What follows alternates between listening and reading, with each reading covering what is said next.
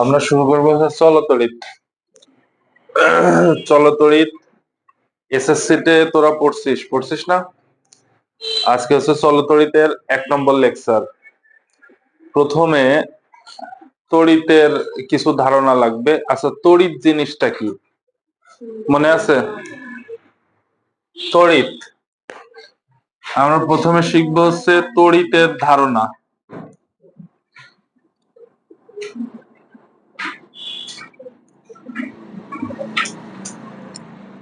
তড়িতের ধারণা। আচ্ছা, তড়িৎ কারা পরিবহন করে মনে আছে? আচ্ছা, পর্যায় সারণীতে যে যে ধাতুগুলা আছে, ধাতু কি হয়? ধাতু হচ্ছে ধাতব পরিবাহী, ওগুলাকে বলা হয় পর্যায় সারণীর যে মৌলগুলা ইলেকট্রন পরিবাহী, এই তড়িৎ পরিবাহী, ওগুলাকে কি বলা হয়? ধাতু। আর যে মৌলগুলা বিদ্যুৎ পরিবহন করে না তাদেরকে কি বলা হয়? অধাতু। আচ্ছা, বিদ্যুৎ পরিবহন করে এরকম একটা মৌল মনে আছে? সোডিয়াম। সোডিয়াম এর পারমাণবিক সংখ্যা হচ্ছে কত? 11। আচ্ছা, এর ইলেকট্রন বিন্যাস কি হবে? 1s2, 2s2, 2p6, 3s1। অর্থাৎ একটা মৌলের পরমাণুতে এরকম একটা কি থাকে? নিউক্লিয়াস থাকে। এই নিউক্লিয়াসে কি থাকে? প্রোটন এবং নিউট্রন। এর পাশে আশেপাশে কি থাকে? এর আশেপাশে শেল থাকে। শেল মানে কি? কক্ষপথ। এর আশেপাশে প্রচুর অসংখ্য কক্ষপথ থাকে, ঠিক আছে? এর আশেপাশে অসংখ্য কক্ষপথ থাকে, কিন্তু যে কক্ষপথগুলোতে ইলেকট্রন থাকে ওই কক্ষপথগুলো আমরা দেখতে পাই। যে কক্ষপথগুলোতে ইলেকট্রন থাকে না ওগুলা কি দেখা যায় না। তাহলে এখান থেকে কি বোঝাচ্ছে? এর প্রথম কক্ষপথে কয়টা ইলেকট্রন আছে? 2টা। দ্বিতীয় কক্ষপথে কয়টা আছে? 8টা।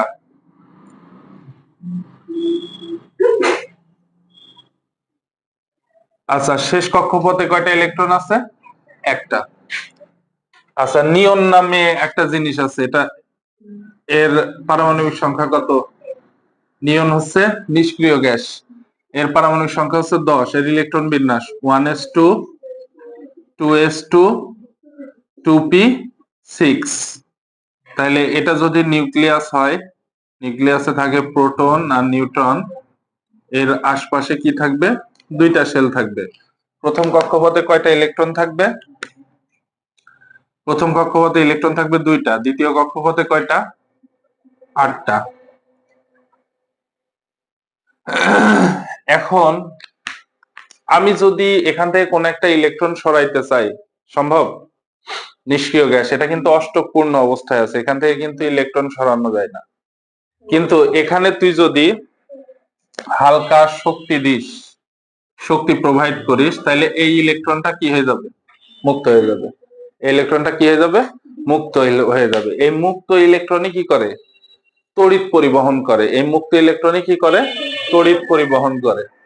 এটা তো আমি একটা ইলেকট্রন নিয়ে, একটা পরমাণু নিয়ে দেখলাম। এখন একটা বস্তুতে মনে কর তুই একটা সোডিয়ামের কিউব নিলি, বড় একটা কিউব। কিউবে কি পরিমাণ পরমাণু থাকে? অসংখ্য। ওই যে তোরা কেমিস্ট্রিতে হিসাব করিস না, 1 গ্রামে কি পরিমাণ পরমাণু থাকে? আচ্ছা, ওই যে 1 মোলে পরমাণু থাকে কি? অ্যাভোগাড্রোর সংখ্যা 6.023 × 10⁻23টি, প্রচুর পরিমাণে থাকে। এখন যদি আমরা একটা কিউব নিই, একটা সোডিয়ামের কিউব নিলাম, কিউবটা কেমন হবে? মনে কর এটা একটা সোডিয়ামের টুকরা। এটা একটা কি? সোডিয়ামের টুকরা। এই সোডিয়ামের টুকরার মধ্যে অসংখ্য পরমাণু আছে। কি আছে? অসংখ্য পরমাণু আছে। এখন এই পরমাণুগুলা ওখানে কিভাবে আছে আমি একটু স্ট্রাকচার অনুযায়ী দেখাই। এই যে এইটুকু না, এইটুকু মুক্ত ইলেকট্রন বাদে যেটুকু, এইটুকুকে আমরা কি দিয়ে ডোনেট করব? প্লাস দিয়ে। কি দিয়ে? প্লাস দিয়ে। আর এর সাথে বাইরে একটা কি আছে? ইলেকট্রন। এভাবে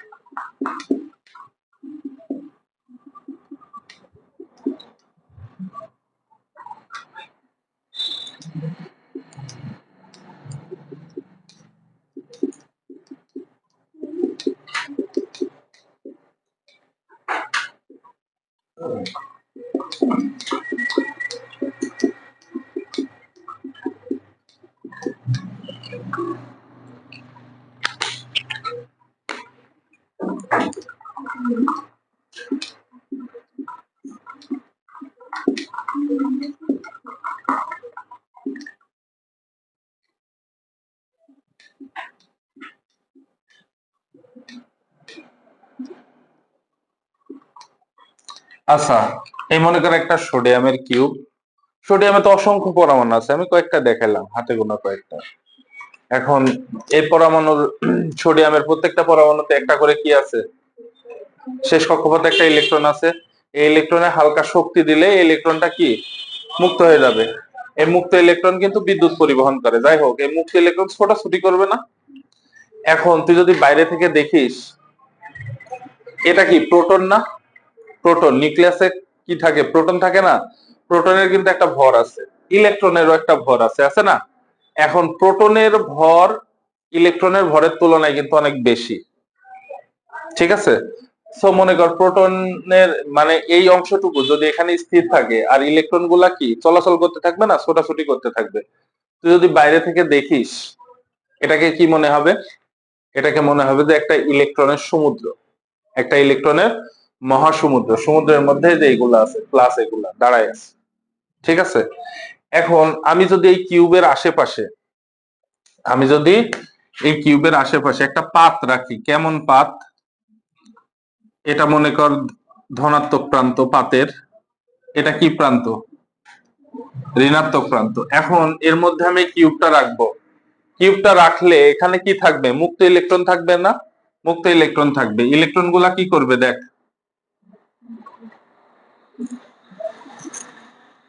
এখন ইলেকট্রন কি চার্জ? ঋণাত্মক চার্জ। প্রোটন কি চার্জ? ধনাত্মক চার্জ। এই ধনাত্মক চার্জ এই ইলেকট্রনকে এদিক বরাবর কি করবে? আকর্ষণ করবে, করবে না?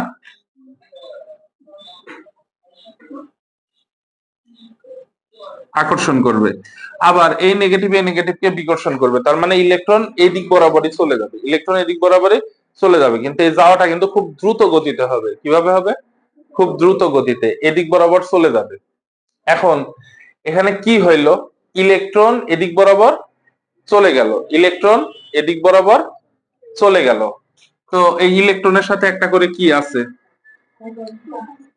ধনাত্মক চার্জ আছে না? হ্যাঁ, ধনাত্মক চার্জ আছে। তো ইলেকট্রন তো এদিক বরাবর চলে গেল, তাহলে ধনাত্মক চার্জ গুলা কোন দিকে যাবে এবার? এই প্লাস গুলা, এই যে এই মাইনাস, একে কি করবে? এদিকে আকর্ষণ করবে। আবার এই ধনাত্মক গুলাও এদিকে কি করবে? বিকর্ষণ করবে। বিকর্ষণের ফলে ধনাত্মক গুলা এদিকে যাবে, ঠিক আছে?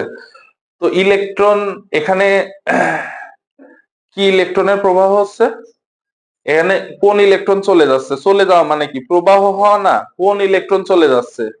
মুক্ত ইলেকট্রন। এখানে আমরা কি দেখলাম? মুক্ত ইলেকট্রনের প্রবাহ, মুক্ত ইলেকট্রনের প্রবাহ। এখানে দেখলাম মুক্ত ইলেকট্রনের প্রবাহ। আচ্ছা, তাহলে ধনাত্মক চার্জ গুলা কোন দিকে যাচ্ছে? ইলেকট্রন যেদিকে যাচ্ছে তার বিপরীতে। ইলেকট্রন যেদিকে যাচ্ছে তার বিপরীতে। মুক্ত ইলেকট্রন গুলা যেদিকে যাচ্ছে, ধনাত্মক চার্জ গুলা তার বিপরীতে যাচ্ছে, ঠিক আছে? এখন এই যে ধনাত্মক চার্জ গুলার যে প্রবাহ না, এটাকে কি বলা হয়? তড়িৎ। এটাকে কি বলা হয়? তড়িৎ। ধনাত্মক চার্জ গুলার প্রবাহকে কি বলা হয়? তড়িৎ। এন্ড কি তড়িৎ? আমরা একটা জিনিস দেখি, মনে করেন এটা একটা পানির পাইপ, এটা একটা কি? পানির পাইপ। পানির অনেক, এর মধ্যে দিয়ে পানি যাচ্ছে, মনে কর পানির অনেক কণা এর মধ্যে দিয়ে যাচ্ছে,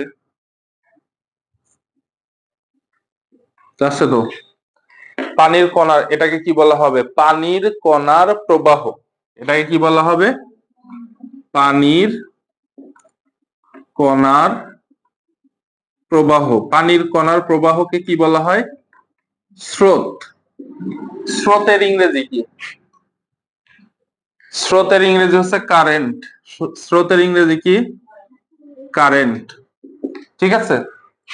তো এই যে ধনাত্মক চার্জের যে প্রবাহ, এটাকে কি বলা হয়? এটাও এক ধরনের স্রোত। কার স্রোত? ধনাত্মক চার্জের স্রোত। এই ধনাত্মক চার্জের যে স্রোত, এটাকে বলা হয় ইলেকট্রিক কারেন্ট। কি বলা হয়? Electric current. পানির কণার প্রবাহ যদি স্রোত হয়, তেমনি ভাবে একটা তারের মধ্যে দিয়ে এই যে ধনাত্মক গুলা এদিক বরাবর যাচ্ছে না, ধনাত্মক গুলা এদিক বরাবর যাচ্ছে না, এই ধনাত্মক কণার যে প্রবাহ, এটাকে বলা হয় হচ্ছে, এটাকে বলা হয়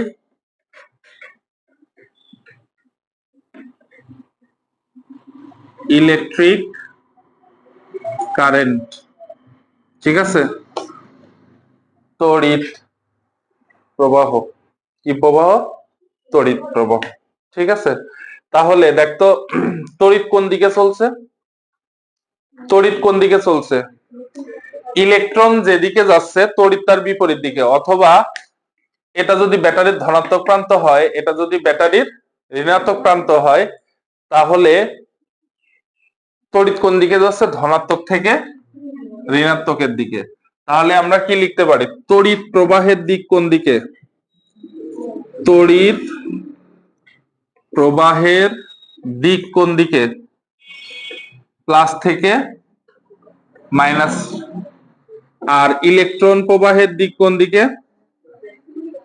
ইলেকট্রন প্রবাহের দিক হচ্ছে মাইনাস থেকে প্লাসের দিকে। মনে থাকবে? তাহলে তড়িৎ কি বলতো? ইলেকট্রন যেদিকে যাচ্ছে, কারেন্ট কিন্তু তার তড়িৎ প্রবাহ কিন্তু তার বিপরীতে যাচ্ছে, তড়িৎ। তাহলে ইলেকট্রনের বিপরীতমুখী প্রবাহটাই কি? তড়িৎ। মনে থাকবে, তড়িৎ প্রবাহ না, তড়িৎ। ইলেকট্রনের বিপরীতমুখী প্রবাহটাই কি? তড়িৎ। ঠিক আছে। আচ্ছা, তাহলে এখান থেকে আমরা কি কি শিখলাম? বিদ্যুৎ পরিবহন করতে পারে কে? ধাতু। এখন কোন ধাতুগুলা সবচেয়ে বেশি বিদ্যুৎ পরিবহন করতে পারে? যে ধাতুগুলার শেষ কক্ষপথে মুক্ত ইলেকট্রন থাকে। যেমন 1 নম্বর গ্রুপের কেমিস্ট্রিতে তোরা পড়ছিস, গ্রুপ 1 এর মৌলগুলা কি কি বলতো? গ্রুপ 1, গ্রুপ 1 এর লি না, লিনাকে রুবি সাজাবে ফ্রান্সে। এটা হচ্ছে গ্রুপ 1 এর মৌল। গ্রুপ 2 এর মৌল কি? গ্রুপ 2 এর মৌল বিরানি, মুগলাই, কাবাব সরিয়ে বাটিতে রাখো। ঠিক আছে। এর শেষ কক্ষপথে একটা করে ইলেকট্রন আছে, এর শেষ কক্ষপথে 2টা ইলেকট্রন আছে। আবার অ্যালুমিনিয়াম কিন্তু গ্রুপ 3 এর মৌল, তাই না? অ্যালুমিনিয়ামের শেষ কক্ষপথে 3টা ইলেকট্রন আছে। এই পর্যন্ত ইলেকট্রন মুক্ত করা খুবই সহজ, কিন্তু এরপর থেকে ইলেকট্রন মুক্ত করা খুবই কঠিন। যখনই নিষ্ক্রিয় গ্যাসের ইলেকট্রন বিন্যাস বা অষ্টক পূর্ণ করে ফেলে, তখন কিন্তু ইলেকট্রন মুক্ত করা যায় না। ঠিক আছে। তাহলে এর মাঝখানে আমি একটা বস্তু রাখছিলাম। কি বস্তু? ধাতু রাখছিলাম। ধাতু রাখার ফলে কি হয়েছে? ইলেকট্রন বিপরীত দিকে প্রবাহিত হয়েছে, তড়িৎ তার বিপরীতে প্রবাহিত হয়েছে, অর্থাৎ এখানে তড়িৎ প্রবাহ সৃষ্টি হয়েছে। এখন এর মধ্যে যদি আমি কাঠ রাখি, তড়িৎ প্রবাহ সৃষ্টি হবে? এর মধ্যে যদি আমি কাঁচ রাখি, তড়িৎ প্রবাহ সৃষ্টি হবে? হবে না। সব বস্তুই কিন্তু তড়িৎ প্রবাহ সৃষ্টি করতে পারে না। অর্থাৎ সব বস্তুতে কি থাকে না? পর্যাপ্ত পরিমাণে মুক্ত ইলেকট্রন থাকে না। অর্থাৎ যে বস্তুতে মুক্ত ইলেকট্রন থাকে আর তড়িৎ পরিবহন করতে পারে, এটাকে কি বলা হয়? তড়িৎ পরিবাহী বা পরিবাহী বস্তু। আর যেটা তড়িৎ পরিবহন করতে পারে না বা মুক্ত ইলেকট্রন থাকে না, এটাকে কি বলা হয়? তড়িৎ অপরিবাহী বা অপরিবাহী বস্তু। মাঝখানে একটা আছে সেমিকন্ডাক্টর, যেটাকে বলা হয় হচ্ছে অর্ধ পরিবাহী। মানে অর্ধেক বিদ্যুৎ যাবে আর অর্ধেক ফিরে আসবে, নাকি? না, এরকম না। মানে কিছু সময় পরিবাহীর ন্যায় আচরণ করে, কিছু সময় অপরিবাহীর ন্যায় আচরণ করে। আচ্ছা, যাই হোক, ওইটা আমাদের সেমিকন্ডাক্টর ইলেকট্রনিক্স এর পড়া 10 অধ্যায়, ওটা 10 অধ্যায় গেলে পড়বো। এখন এতটুকু জানতে হবে, বিদ্যুৎ যে পরিবহন করতে পারে, কে পরিবহন করতে পারে? যাতে মুক্ত ইলেকট্রন থাকে, সে বিদ্যুৎ পরিবহন করতে পারে এবং তাকে পরিবাহী বলা হয়। যে যাতে মুক্ত ইলেকট্রন থাকে না, সে বিদ্যুৎ পরিবহন করতে পারে না, ওটাকে কি বলা হয়? অপরিবাহী। ঠিক আছে। এটা কি তোলা লাগবে? এটা তুলতে পারেন।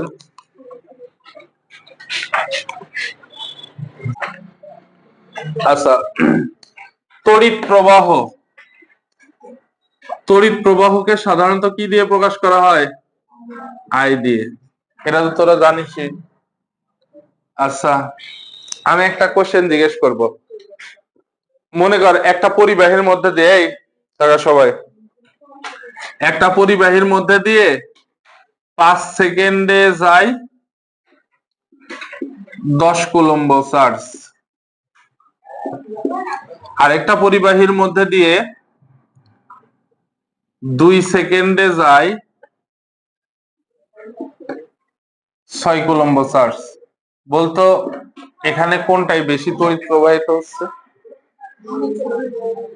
কারণ আমরা তড়িৎ প্রবাহ কিভাবে নির্ণয় করি? একক সময়ে যে পরিমাণ চার্জ প্রবাহিত হয়, ঠিক আছে? তাহলে এখানে 1 সেকেন্ডে যায় কত? 10/5, তাহলে মানে কত? 2CS inverse 1। একটা আমরা পরে দেখছি। এখানে কত? 1 সেকেন্ডে যায় 6C/2S, তার মানে 3CS ইনভার্স 1। এখান দিয়ে 3 যাচ্ছে তড়িৎ প্রবাহ, এখানে কত যাচ্ছে? 2। তো যে মান বেশি, তাহলে এখানে তড়িৎ প্রবাহ বেশি হচ্ছে। এটা কি বললাম আমি? এটাকে বললাম হচ্ছে 2 কে কি বলছি? তড়িৎ প্রবাহ। কি বলছি?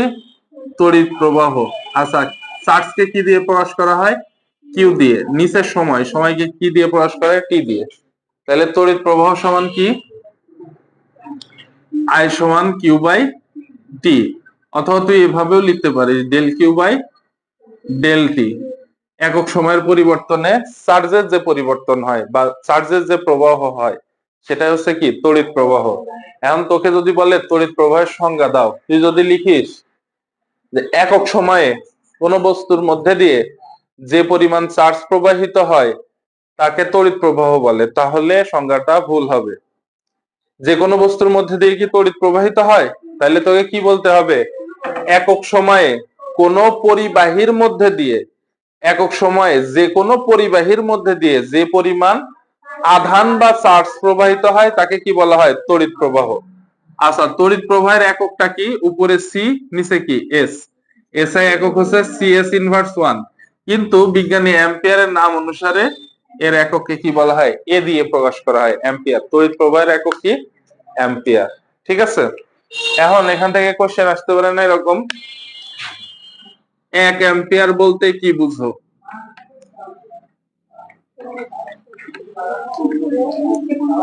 আচ্ছা, এখানে জিজ্ঞেস করতে পারে 10 অ্যাম্পিয়ার বলতে কি বুঝো? এখানে জিজ্ঞেস করতে পারে 1000 অ্যাম্পিয়ার বলতে কি বুঝো? ঠিক আছে? পারে না জিজ্ঞেস করতে ভাই? না,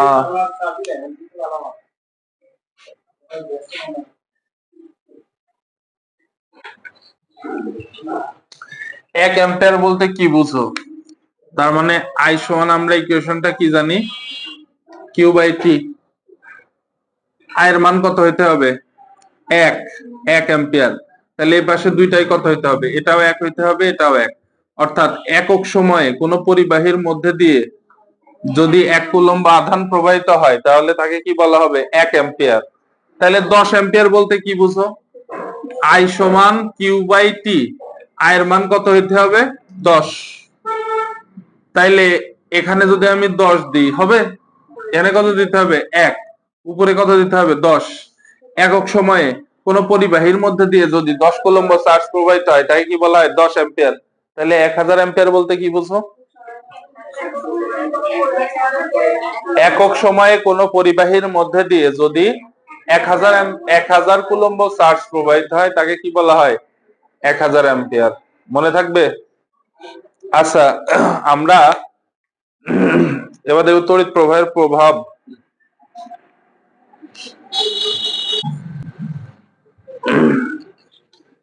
এখন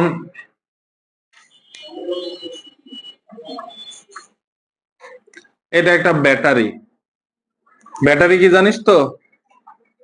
হ্যাঁ, মনে করে যে তোরা রিমোটে যে একটা করে ব্যাটারি ইউজ করিস না, ওটাকে তো ব্যাটারি বলে না, ওটাকে কি বলা হয়? ওটাকে বলা হয় কোষ। যখন দুইটা কোষ, একের অধিক কোষ এভাবে থাকে, জোড়া লাগানো থাকে, ওটাকে কি বলা হয়? ব্যাটারি। যেমন এই যে ফোনের মধ্যে, ফোনের ব্যাটারি আছে না, ব্যাটারি, এই ব্যাটারিতে প্রচুর পরিমাণে কোষ থাকে। এখন তো ব্যাটারির অনেক কিছু আছে, তোদের এগুলা নিয়ে পড়াশোনা নাই। অনেক ধরনের ব্যাটারি আছে, ঠিক আছে? তো এটা এক ধরনের ব্যাটারি। ব্যাটারির দুইটা প্রান্ত থাকে, এটা হচ্ছে পজিটিভ প্রান্ত, এটা কি নেগেটিভ প্রান্ত। তো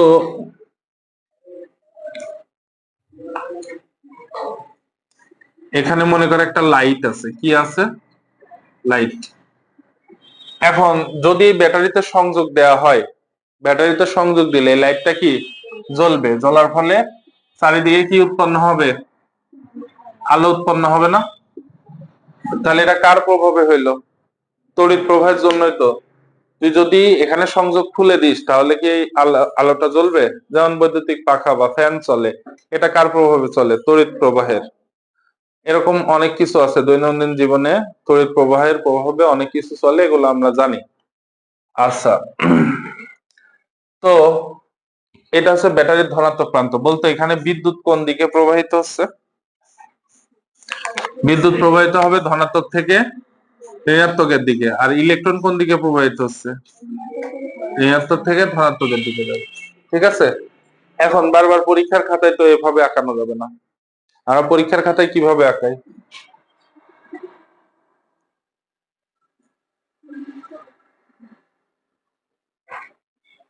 এই যে ব্যাটারি আঁকি, পরীক্ষার খাতায় এটা কি আঁকি?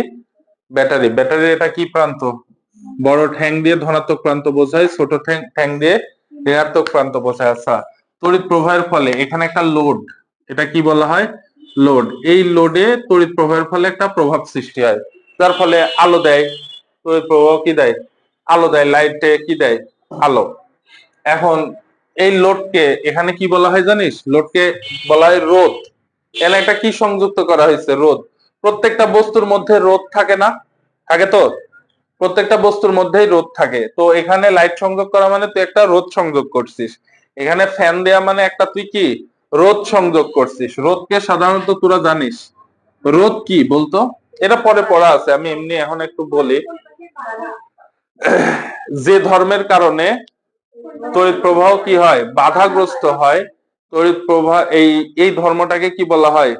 রোধ। এই ধর্মটাকে কি বলা হয়? রোধ। এখন রোধকে আর দিয়ে কেন প্রকাশ করা হয়? রোধের ইংরেজি হচ্ছে রেজিস্ট্যান্স। কি? রেজিস্ট্যান্স। রেজিস্ট্যান্সের প্রথম অক্ষর আর দিয়ে রোধকে প্রকাশ করা হয়। তাহলে এখানে একটা রোধ দিছি, মানে আমি এখানে যে লাইটটা বসাইছি, ঠিক আছে? আর এই যে ব্যাটারি, এটা এভাবেই পরীক্ষার খাতায় লেখা হয়। বারবার এভাবে লিখতে গেলে অধিক সময় যাবে, ঠিক আছে? আচ্ছা, এটার নাম কি বলতো? এটার নাম সার্কিট বা বর্তনী।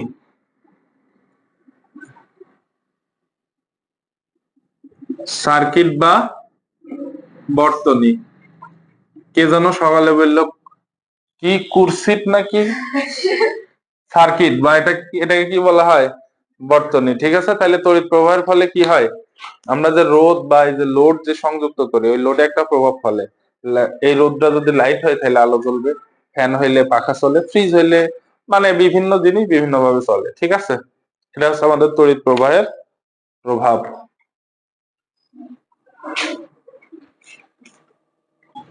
চার্জ কি বলতো? চার্জ এই পৃথিবীর প্রত্যেকটা বস্তু কণা একটা ক্ষুদ্র ক্ষুদ্র পরমাণু নিয়ে গঠিত না? এই ক্ষুদ্র ক্ষুদ্র পরমাণুতে কি থাকে? ক্ষুদ্র ক্ষুদ্র পরমাণুর কিছু গুণগত ধর্ম আছে, যেমন ধনাত্মক চার্জ, ধনাত্মক কিছু জিনিস থাকে, ঋণাত্মক কিছু জিনিস থাকে, নিরপেক্ষ কিছু জিনিস থাকে। এই ধনাত্মক ঋণাত্মক এই দুইটা জিনিস কি? একটা ইলেকট্রন আর একটা কি প্রোটন। এগুলাকে কি বলা হয়? চার্জ। পরমাণু যে ক্ষুদ্র ক্ষুদ্র কণা নিয়ে গঠিত, বস্তু যে ক্ষুদ্র ক্ষুদ্র কণা নিয়ে গঠিত, এটা পরমাণু। আর পরমাণুর যে গঠন, এই গঠনের মধ্যে কিছু গুণগত ধর্ম হচ্ছে কি? চার্জ, ঠিক আছে? আচ্ছা, এখানে অঙ্কটা কি বলছে? একটি গৌণ কোষের সামর্থ্য, সামর্থ্য কি বলা আছে? 10 অ্যাম্পিয়ার পার আওয়ার। কি বলতে কি বোঝাচ্ছে? অ্যাম্পিয়ার পার আওয়ার বলতে কি বোঝাচ্ছে? 10 অ্যাম্পিয়ার মানে কি, এখানে তড়িৎ প্রবাহ প্রকাশ করছে I সমান 10 অ্যাম্পিয়ার, ঠিক আছে। আর সময় দেওয়া আছে 1 ঘন্টায় 10 অ্যাম্পিয়ার যাচ্ছে, এটা বোঝাচ্ছে। সময় কত দেওয়া আছে? 1 ঘন্টা। 1 ঘন্টা মানে কত? 3600 সেকেন্ড। তোকে কি বের করতে বলছে? আধানের পরিমাণ। আধানের পরিমাণ কিউ। তো আমরা সূত্রটা কি জানি? I সমান কিউ বাই টি। তাইলে কিউ সমান কত হবে? কিউ সমান আইটি। আই এর মান কত? 10। টির মান কত? 3600। তার মানে গুণ করলে কত হবে? 36,000 কুলম্ব। কত? 36,000 কুলম্ব। তো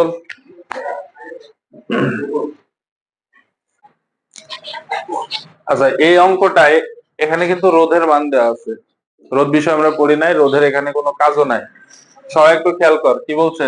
50 ওহম রোধকের মধ্যে দিয়ে 4 মিনিট ব্যাপী 5 অ্যাম্পিয়ার তড়িৎ প্রবাহিত হলে প্রবাহিত আধানের পরিমাণ নির্ণয় করো। এটা আমাদের কার মান? এটা কিন্তু টির মান। টির মান কত দেওয়া আছে? 4 মিনিট। এটাকে সেকেন্ডে রূপান্তরিত করলে 240 সেকেন্ড হবে। এটা আমাদের কার মান? আয়ের মান। আয়ের মান হচ্ছে 5 অ্যাম্পিয়ার। প্রবাহিত আধানের পরিমাণ। আধানের পরিমাণ কি নির্ণয় করতে হবে? কিউ। তাইলে 1 নম্বর আমরা কি জানি? কিউ সমান, একটু আগে পড়লাম, কিউ সমান আইটি। আই মানে কত? 5। টি হচ্ছে 240। কত হবে? 5 200 1000 5 40 200, তাইলে 1200 কুলম্ব। ঠিক আছে। 2 নম্বর, সবাই খেয়াল কর, কতটি আধান অতিক্রম করলো, মানে আধানের সংখ্যা নির্ণয় করতে হবে। তো আমরা একটা সূত্র পড়ছি না, কিউ সমান এন ইন্টু ই। পড়ছি। এন হচ্ছে কি? আধানের সংখ্যা, ই হচ্ছে ইলেকট্রনের চার্জ। এন্ড ইলেকট্রনের চার্জ এখানে কি বসাইতে হবে? ধনাত্মক বসাইতে হবে। ধনাত্মক বলতে মাইনাসটা নেওয়া যাবে না, এখানে আধানের কি মানটা বসাইতে হবে। কি বসাইতে হবে? মান। তাহলে সূত্রটা আমাদের কি? কিউ সমান এন ইন্টু ই। আমাদের কি বের করতে হবে? বড় হাতের ই না ছোট হাতের ই? এন বের করতে হবে। এন সমান কিউ বাই কত? ই। কিউ এর মান কত? 1200। ই এর মান কত? 1.6 ইন্টু 10 ইনভার্স মাইনাস 19। আমি বারবার বলছি এখানে মাইনাস বসানো যাবে না, যত আসবে এতটি আনসার। ঠিক আছে। প্রবাহিত আধানের পরিমাণ। আর একটা টপিকস পড়বো, তাড়ন বেগ। হুম। আচ্ছা, তাড়ন বেগ কি? তাড়ন মানে তাড়া করা, তাড়ন মানে তড়িৎ বেগ, মানে খুব দ্রুত। এই বেগটা কি বোঝাচ্ছে? খুব দ্রুত। মনে, এই সবাই তাকা এখানে। মনে করো এটা একটা পরিবাহী তার, এর মধ্যে দিয়ে কি যাইতে পারে? তড়িৎ পরিবাহিত হইতে পারে। এখন তড়িৎ পরিবাহিত হইলে তো ইলেকট্রনেরও তো প্রবাহ থাকবে এর মধ্যে, তাই না? তড়িৎ যদি প্রবাহিত হয় তাইলে এর মধ্যে কি থাকবে? ইলেকট্রনেরও প্রবাহ থাকবে। এখন মনে কর এটা হচ্ছে ইলেকট্রন, এখানে কি একটা ইলেকট্রন আছে? এই একটা ইলেকট্রন যাবে? অসংখ্য ইলেকট্রন যাবে, তাই না? ইলেকট্রন সোজাসুজি এভাবে যাইতে পারবে না, এখান থেকে এখানে সোজাসুজি যাইতে পারবে না। পারবে? ইলেকট্রন এখান থেকে এখানে সোজাসুজি যাইতে পারবে না, কারণ কি? এর মধ্যে আরো ইলেকট্রন আছে। তাহলে ইলেকট্রন কি করবে? বাধাগ্রস্ত হবে না? ইলেকট্রন তো সোজাসুজি এভাবে যাইতে পারবে না, ইলেকট্রন কি হয়ে যাবে? দেখা গেল এদিকে গেল, এখান থেকে বাধা পেয়ে এখানে আসছে, আবার এখানে গেছে, এভাবে এভাবে এভাবে এভাবে এভাবে এক সময় গিয়ে সে পৌঁছাবে। এখন এই বেগটা কোন জায়গার বেগটা নিব? এইটুকু নিব নাকি এইটুকু নিব নাকি এইটুকু নাকি এইটুকু, কোনটুকু নিব? এখানে বেগ নেওয়া হয় প্রত্যেক গড় বেগটা, মানে প্রতিটা বেগ যোগ করে কি গড় করে একটা বেগ নেওয়া হয়। ওই বেগটাকে বলা হয় কি? তাড়ন বেগ। এখন তাড়ন বেগকে আমরা ছোট হাতের ভি দিয়ে প্রকাশ করি। কি দিয়ে প্রকাশ করি? ছোট হাতের ভি। এখন ধর এই পরিবাহী তার, এই তারের দৈর্ঘ্য পরিমাপ করা যায় না? যাই তো। দৈর্ঘ্য ধর কত? এল। এখান থেকে এই ইলেকট্রনটা এখানে যাইতে সময় লাগছে কি? টি। এখন আমরা একটা ইকুয়েশনে যাব। আই সমান আমরা কি পড়লাম একটু আগে? Q by T. কিউ কি? কিউ মানে কি? N into E by T. আচ্ছা, টি সমান আমরা কি লিখতে পারি? আমরা কি জানি? বেগ সমান কি সরণ বাই সময়। দেখো ইলেকট্রনের সরণ এখান থেকে এখানে যাওয়া মানে এল পরিমাণ সরণ হয়েছে না, তাহলে তাড়ন বেগ ভি সমান কি লেখা যায় এল বাই টি। তাহলে এখান থেকে টি সমান কি লেখা যাবে এল বাই কত ভি। ভি কিন্তু ছোট হাতের ভি, এটা বারবার বলছি, N E into L by কত বাই এল বাই ভি। এটা উল্টাই গেলে কি হবে N E V by L. এখন দেখতো নির্দিষ্ট সংখ্যক তো আধান যাবে যাবে ই যাবে, ইলেকট্রনের প্রবাহ হইলে তো তড়িৎ যাবে, ও তো বেগ আছে, তারের দৈর্ঘ্য তো নির্দিষ্ট। এখানে আরেকটা জিনিস নেওয়া হয়নি, কি বলতো তারের একটা জিনিস মিসিং আছে, কি তারের এই যে এইটুকুকে কি বলা হবে প্রস্থচ্ছেদের ক্ষেত্রফল। প্রস্থচ্ছেদের ক্ষেত্রফলকে কি দিয়ে প্রকাশ করা হয় এ।